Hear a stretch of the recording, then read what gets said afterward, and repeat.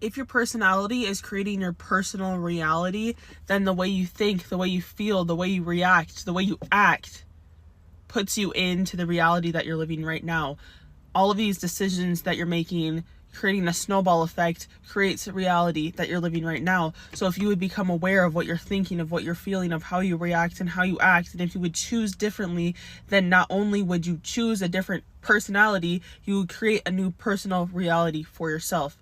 Because all of these realities exist for you right now. And the reason you're experiencing the one, or the reason why the reality you're living now doesn't seem to change that much day to day, is because your thoughts, your feelings, your actions, your reactions are staying the same day to day.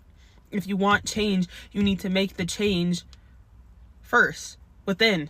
You need to be aware of how you think, how you feel, how you act, and that's creates you. It creates you, and it creates your reality, because it creates a new internal you, and the internal you is projected outwards, which is the holographic reality. And the only reason why your holographic reality seems stagnant, or it seems to be going the same day to day, week to week, is because you keep making the same choices.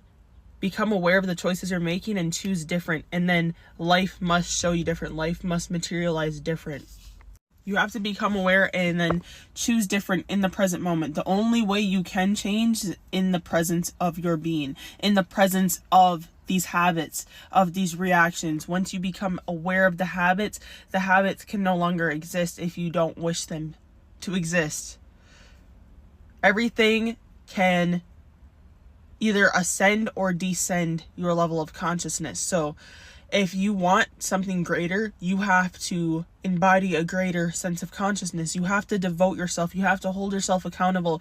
Because if you choose to think and feel differently for 1 week, and then you go back to your old patterns, that's what happens to a lot of people, because your brain is going to look for familiarity. It's going to look for something that it can latch on to that makes it feel safe and comfortable, and that's usually the reality that you invested so much time and energy into, right?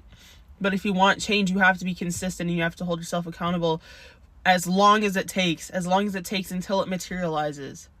You can't keep going a little bit forward and then 10 steps back, a little bit forward, 10 steps back. That's why the reality isn't collapsing to your liking.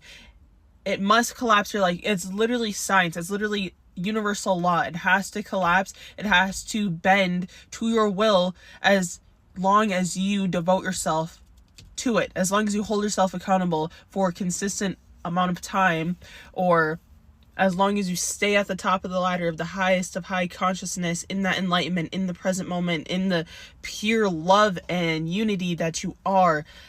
That is when the real change can happen, when lasting change will happen.